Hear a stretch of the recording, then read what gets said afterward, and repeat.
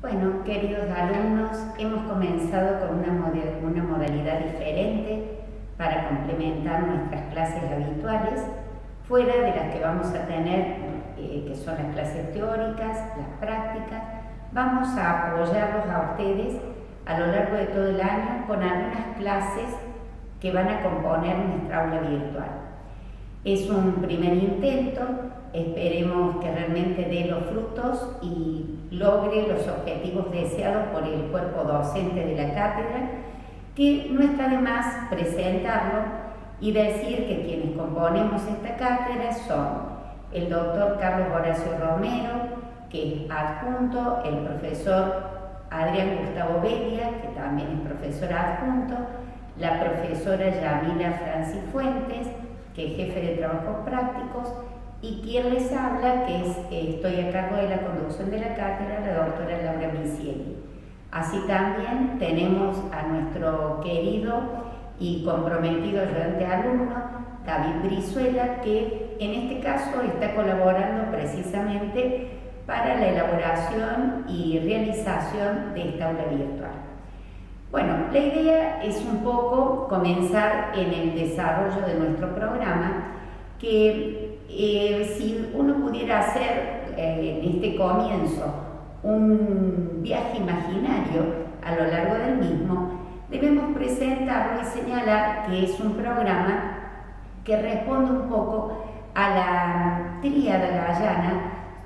sobre las personas, las cosas y las acciones. Pero también se ha incluido dentro del mismo una porción que corresponde precisamente a la ubicación histórica y al desarrollo, podríamos decir, político que tuvo el pueblo romano para poder interpretar la legislación que rigió en cada periodo histórico. Es así que en las bolillas, primero, en la bolilla primera, es una presentación general de lo que es el derecho romano, la trascendencia, la importancia del mismo, como también de algunos conceptos que podremos interpretar como bases o elementales: justicia, jurisprudencia, ley, clases de ley, que nos ayudan un poco a interpretar lo que vamos a trabajar o lo que vamos a tratar a lo largo de todo el año, y no solo en nuestra materia, sino en todas las materias atinentes al primer año de la carrera de abogacía, escribanía y procuración. En la unidad segunda vamos a abordar la temática específica del desarrollo histórico del pueblo romano, yendo desde el momento de su fundación en el año 753 a.C. hasta lo que es la caída del Imperio Romano en manos de los turcos. En todo esto vamos a analizar un poco la organización política que tuvo el pueblo romano y los hechos estructurales fundamentales que permitieron o que generaron u ocasionaron, según el análisis que se dé a estos hechos, la caída de un sistema político y el surgimiento de uno nuevo. ¿Bien? Y después, en la unidad número 3, vamos a hablar de fuentes del derecho, es decir, de dónde emana, de dónde brota el derecho, que va a estar un poco acompañado de ese concepto de desarrollo histórico que hemos hecho en la unidad segunda, puesto que depende de cada periodo histórico, será la fuente del derecho que va a regir o que va a dar lugar cada etapa histórica. Por ello iremos desde la costumbre, que es el derecho que llamaríamos hoy consuetudinario, lo que llamaban los romanos el mos, hasta el periodo del proceso de las compilaciones y las constituciones imperiales,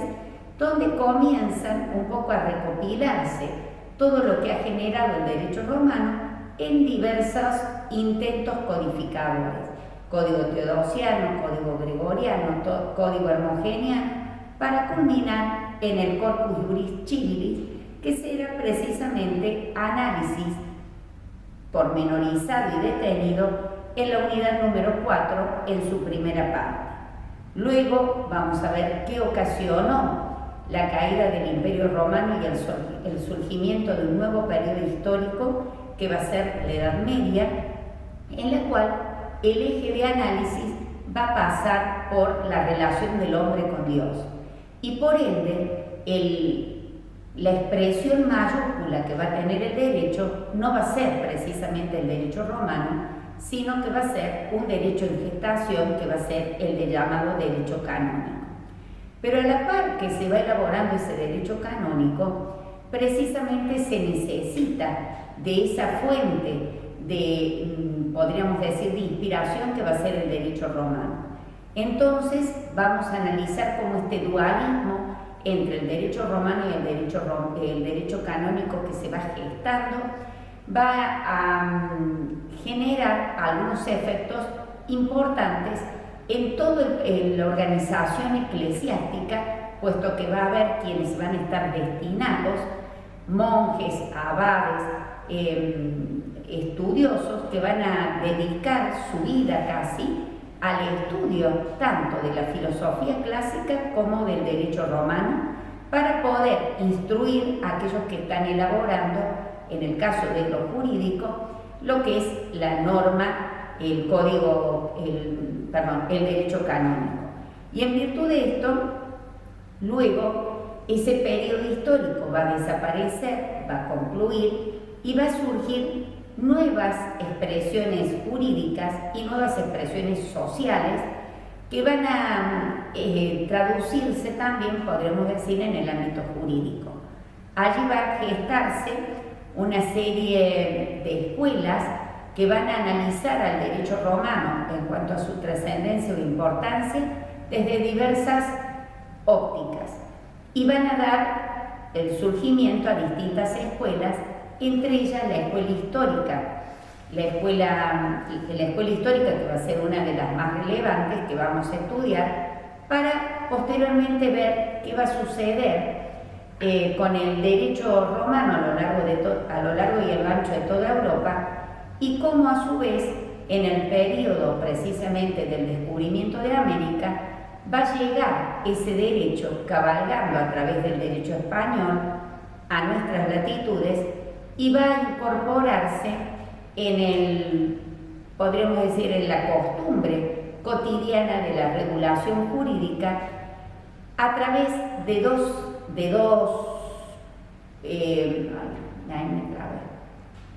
En la última parte de la unidad número 4 vamos a abordar cómo el derecho romano llega a nuestras latitudes y se va a incluir, digamos, como parte cotidiana de la regulación jurídica a través del derecho español y a través del derecho canónico. Y va a ser fuente de inspiración para el llamado derecho patrio, para luego concluir en las codificaciones que se van a dar tanto en nuestro país como en otros países latinoamericanos, el Código Civil de Chile, el proyecto del Código Civil del Estado de Brasil, donde va a tener una fuerte presencia el derecho romano. Específicamente nosotros vamos a referirnos al Código Civil argentino que va a redactar el doctor Dalmacio Vélez Arfield. Esta va a ser la primera parte de la presentación de nuestro programa, el cual seguiremos a posteriori tratando en diversas clases que incorporaremos a esta aula virtual. Gracias. Bueno, queridos alumnos, continuamos con este recorrido a lo largo de nuestro programa para conocer qué es lo que vamos a estudiar a lo largo del año. Y habíamos marcado en lo anterior que vamos a analizar el tema de las fuentes. En la unidad 4 vamos a tratar de la gran fuente de derecho romano, que es precisamente el Corpus Iuris Civilis Romanorum. Es la gran compilación de derecho romano. Si uno quisiera definir el derecho romano utilizando simplemente la expresión Corpus Iuris Civilis Romanorum, sería una correcta definición de lo que es el derecho romano. Es la gran obra que lleva adelante el emperador Justiniano, que va a exponer precisamente o va a intentar compilar toda la evolución del derecho romano y en realidad fue la máxima exposición del mismo que va a tener influencia en toda la elaboración posterior de las distintas escuelas de pensamiento acerca de la vigencia y sobre la utilidad del estudio del derecho romano, y sobre el cual en realidad han abrevado los distintos códigos civiles, como también de otra especie de Europa, como también de Latinoamérica. Luego vamos a transitar por distintos periodos históricos con la fundación de la primera universidad, que es la Universidad de Bolonia, y desde allí esa eclosión de distribución del pensamiento romanista y la concepción del derecho romano para elaborar las distintas legislaciones que van a regir en los países que se encuentran en proceso de formación en Europa.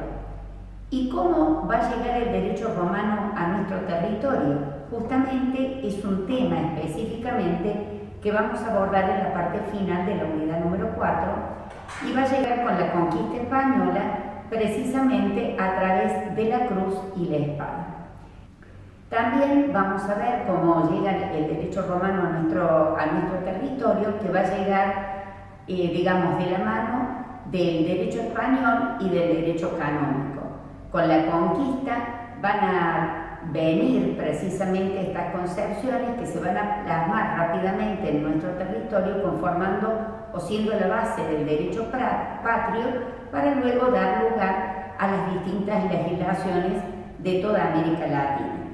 En la unidad número 5 vamos a hablar del eje central del estudio del derecho en sí o de la ciencia jurídica, que no es otro que el sujeto. Este sujeto que va a tener dos formas de expresión, la persona física y la persona jurídica, o aquel ente ideal que va a crear el derecho, con el objeto precisamente de que pueda llevar adelante varios sujetos, un fin, o algunas veces un patrimonio que va a poder concretar una determinada finalidad. Toda la unidad número 5 va a estar dedicada precisamente al estudio del sujeto de derecho en estas dos expresiones. En la unidad número 6 vamos a referirnos a la familia. La familia romana y todas las relaciones familiares que van a surgir desde este conglomerado de personas que van a estar regenteadas o que van a estar lideradas por el pater familias, jefe de grupo, y del cual van a surgir distintas relaciones o distintos vínculos,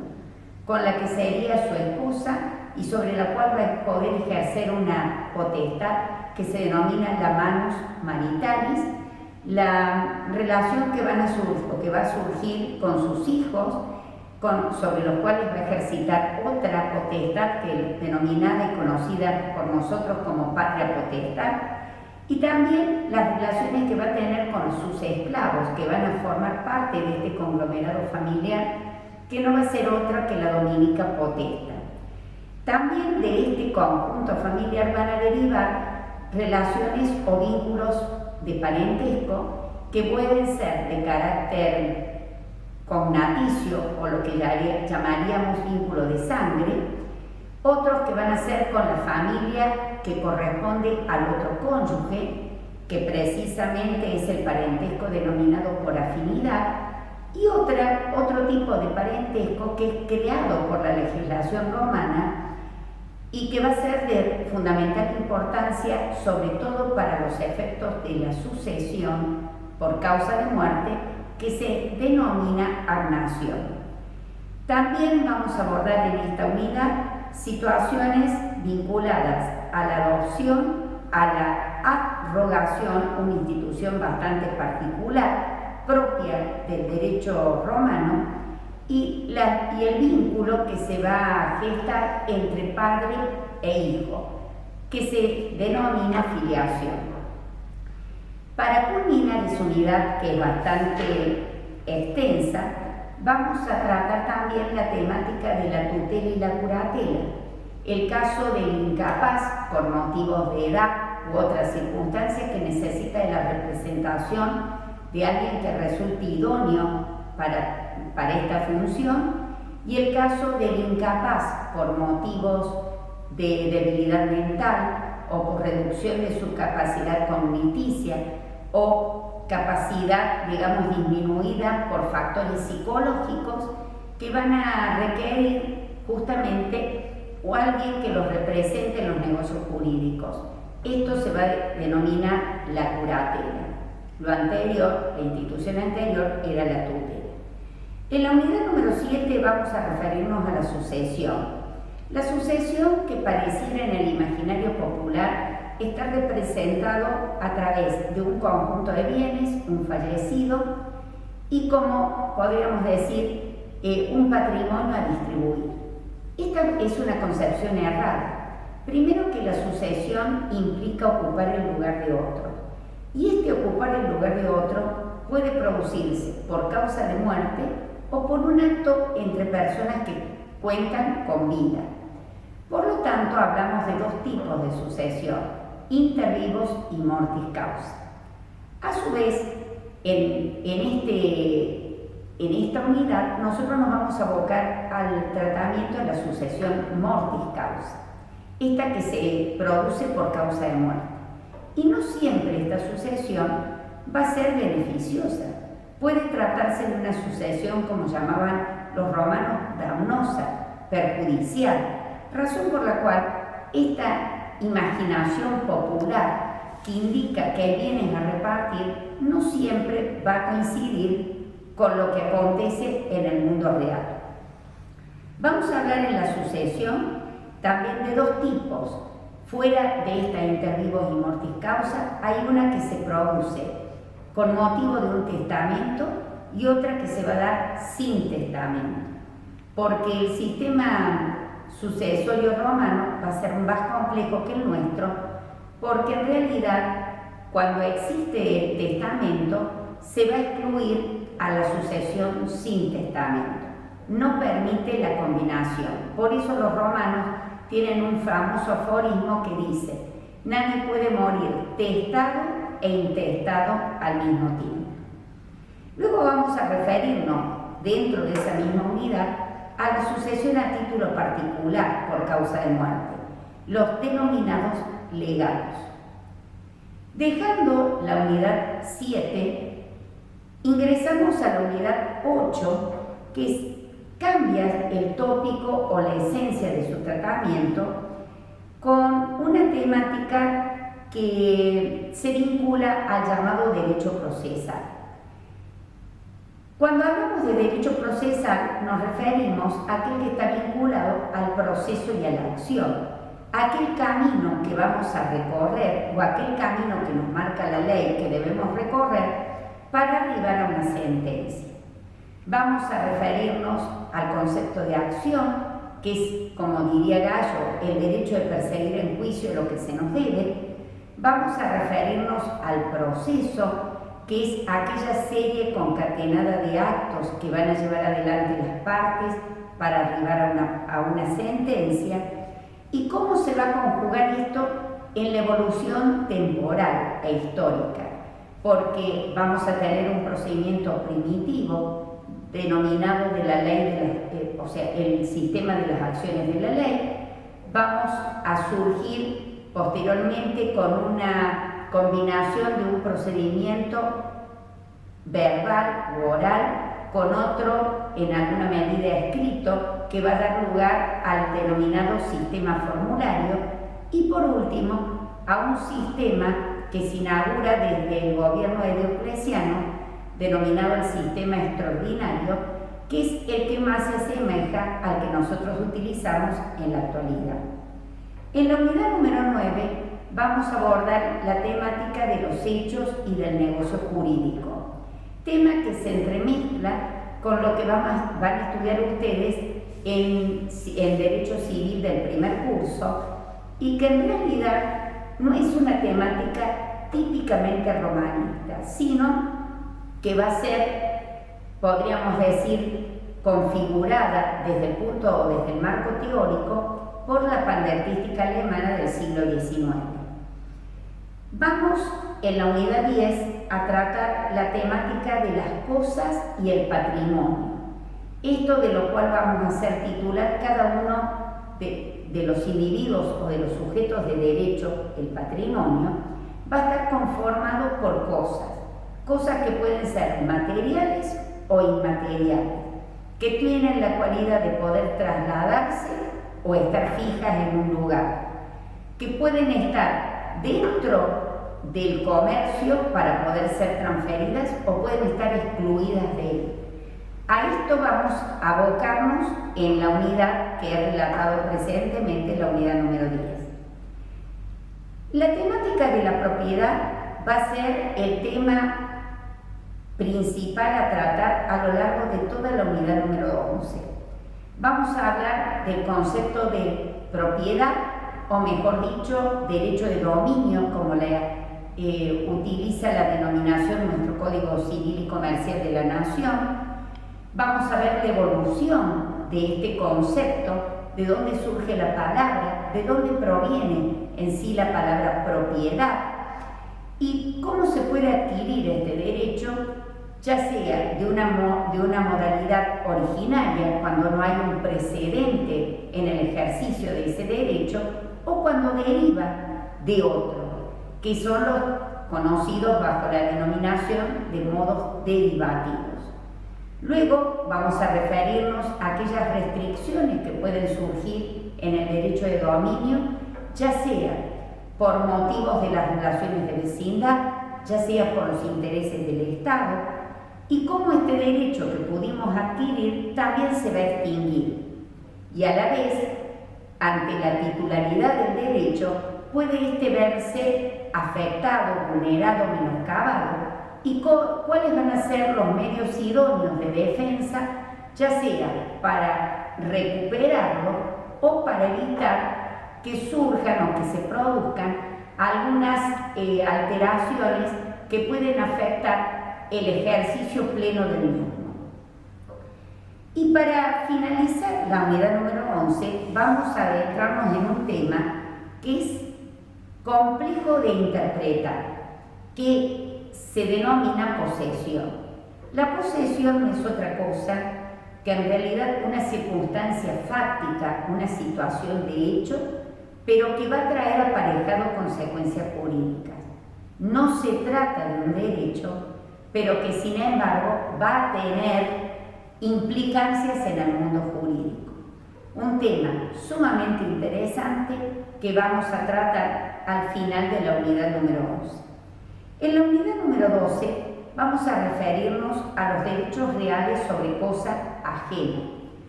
porque cuando hablamos de derechos reales podemos clasificarlos en tres tipos: derechos reales sobre cosa propia,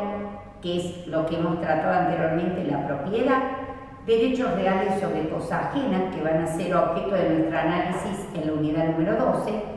y derechos reales de garantía, que es lo que vamos a tratar al final de esta misma unidad que hemos comenzado a recorrer.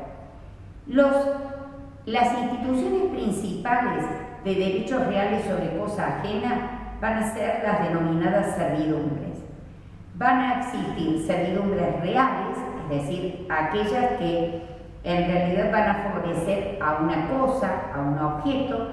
y van a existir también servidumbres personales, que van a beneficiar o van a favorecer a un individuo, a una persona. Por último, vamos a referirnos a los derechos reales de garantía dentro de esta misma unidad: la prenda y la hipoteca. Conocidas estas expresiones, digamos, de nuestra vida cotidiana, una que van a permitir garantizar una obligación preexistente a través de cosas que van a poder transferirse o transmitirse, mientras que otras son cosas que van a garantizar una obligación preexistente, pero que siempre van a quedar en manos fundamentalmente del deudor, y que en realidad es lo que se conoce en la actualidad como hipoteca. En el derecho romano, esta diferenciación terminológica no era tan tajante en cuanto a que había o no desplazamiento. Ya vamos a ver en qué radicaba justamente la diferencia entre una y otra institución. En la unidad número 13 comenzamos a tratar la temática de la obligación. Este vínculo que se va a gestar entre dos individuos, uno que ocupa un rol como preponderante, que podríamos denominarlo o que se denomina acreedor, y otro que ocupa como un rol de sometimiento, que nosotros conocemos bajo la denominación del deudor. No siempre esta regla es absoluta, no siempre el acreedor ocupa un rol predominante y el deudor ocupa un rol de sometimiento. Vamos a ver que existen muchas excepciones. Vamos a abordar toda la temática de la obligación, las implicancias de la obligación, que la obligación nace para fenecer, nace para morir, pero que va a haber algunas situaciones anormales que van a hacer que la obligación no fenezca, no desaparezca, sino que la hace perpetuar en el tiempo. Por ejemplo, la mora, el retardo injustificado en el cumplimiento de la obligación, que va a traer situaciones anormales. Vamos a ver cómo una obligación puede de golpe extinguirse por diversas situaciones que permiten la extinción absoluta o total de la obligación o solo la posibilidad de ejercer una acción. Es una unidad extensa, dificultosa, tal vez una de las más difíciles dentro de nuestro programa. En las obligaciones pueden surgir fundamentalmente de dos grandes fuentes, los delitos y los contratos.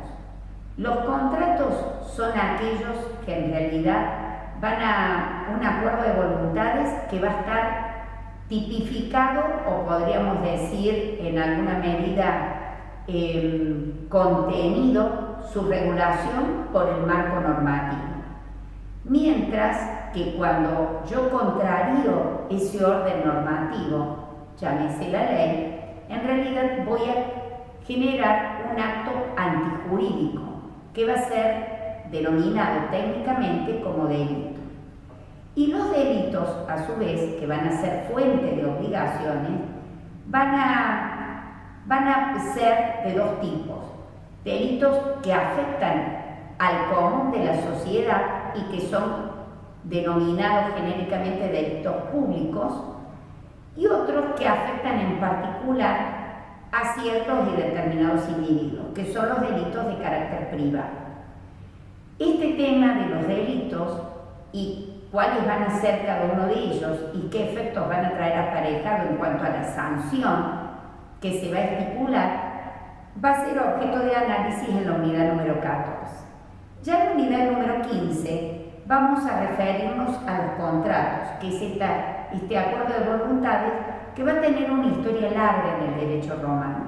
Comienzan los contratos de una manera verbal, rigurosa, solemne, formalista, en los primeros albores de la civilización romana, y va a ir evolucionando con el paso de los tiempos, dando lugar a los llamados contratos literales, aquellos que se van a perfeccionar a través de un instrumento escrito. Luego los contratos reales, aquellos que van a necesitar para perfeccionarse más allá del acuerdo de voluntades que está íncito en todo contrato, van a necesitar de la entrega de un objeto. Y por último, vamos a llegar a los llamados contratos consensuales, que son aquellos que aparecen más tardíamente en el derecho romano, porque resulta mucho más dificultoso interpretar como un acuerdo de voluntades va a producir efectos sin necesidad que se plasme en un escrito o que haya una entrega de cosa, simplemente que haya un acuerdo de voluntades sobre objeto y precio, por ejemplo en materia del contrato de compraventa y en materia del contrato de locación. También vamos a analizar otros tipos de contratos consensuales, como es el caso de la sociedad y del mandato, en los cuales no va a haber objeto ni precio, sino que van a surgir otros elementos. Y para finalizar nuestro programa, vamos a referirnos sobre todo a los denominados contratos innominados, que son aquellos que responden a una fórmula que elaboró el derecho romano, en la cual no hay acciones específicas para cada uno de estos tipos contractuales, sino que van a haber o van a existir acciones generales. Estos son las denominadas fórmulas clásicas: doy para que des, doy para que hagas, hago para que des, hago para que hagas. Es decir, que en esas fórmulas se encapsula el comportamiento que va a tener cada una de las partes. Es decir, doy para que entregues una cosa, hago para que me entregues una cosa, y la última combinación, que es hago para que tú me des, para que me entregues. Bueno, de esto vamos a ver que dentro de esas fórmulas clásicas hay algunos contratos que resultan conocidos y difundidos, tanto en la antigüedad como en la actualidad. El caso de ello es el caso de la permuta, el caso de la venta por consignación, que resultan de interés, y vamos a tratarlos ya despidiéndonos de la asignatura en el mes por allí de finales de octubre, primeros días de noviembre. Y dentro de esa unidad también vamos a tratar el tema de los pactos, que para los romanos tenían o guardaban o podían tener alguna cuota de independencia, pero el pacto, para que ustedes lo interpreten, no es otra cosa que lo que hoy llamaríamos una cláusula que se puede incorporar a un contrato, ya sea para atenuar o para agravar las obligaciones que surgen entre las partes. Toda esta temática vinculada a los contratos, que también vamos a tratar por último y final, los denominados cuasicontratos, que son situaciones semejantes a los contratos pero que falta un acuerdo de voluntades, es lo que nosotros vamos a trabajar y vamos a tratar al final de nuestro programa. Con ello nos vamos a estar despidiendo hacia el mes de noviembre, ya estando en tiempos de calor, pero con una visión mucho más lograda, si se quiere, de la asignatura, y deseando a esa fecha que ustedes hayan disfrutado de estudiar la evolución, en realidad los cimientos del derecho o de la ciencia jurídica, y puedan comprender a ese momento la trascendencia o la importancia que tiene esta asignatura en la formación de un jurista como tal, no de un mero abogado, sino realmente de un hombre conocedor del derecho.